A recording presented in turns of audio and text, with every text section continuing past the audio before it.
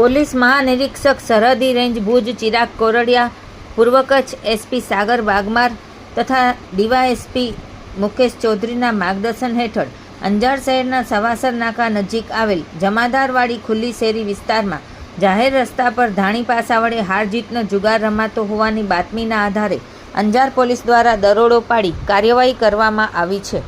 પોલીસે સ્થળ પરથી કુલ 10 આરોપીઓમાંથી 9 આરોપીઓ પારસ મણીલાલ કોઢિયા, અકરમ ઇબ્રાહિમ શાહ શેખ, જેસાભાઈ ઉર્ફે મહેશ રાધાભાઈ રબારી, શામજીભાઈ પ્રેમજીભાઈ દેવી પૂજક, દિનેશ વિજુભાઈ દેવી પૂજક, અલી અસગર આલીશા શેખ, જમનશાહ મામદ શાહ શેખ, સૈયદ કાસમ આરબ અને સમીર આદમ મેમણને ઝડપી પાડ્યા હતા. જ્યારે એક આરોપી અનવર હુસેન સિદ્દી હાજર ન મળી આવ્યો હોવાનું પોલીસે જણાવ્યું છે.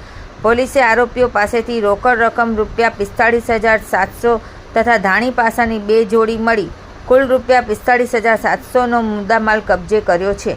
આ અંગે અંજાર પોલીસ સ્ટેશનમાં ગુનો નોંધી કાયદેસરની કાર્યવાહી હાથ ધરવામાં આવી છે. આ દરોડાની કામગીરી પીઆઈ એચ.એ. જાડેજા, પીએસઆઈ એસ.જે. વાડા તથા અંજાર પોલીસ સ્ટેશનના સ્ટાફ દ્વારા સફળતાપૂર્વક પાર પાડવામાં આવી છે.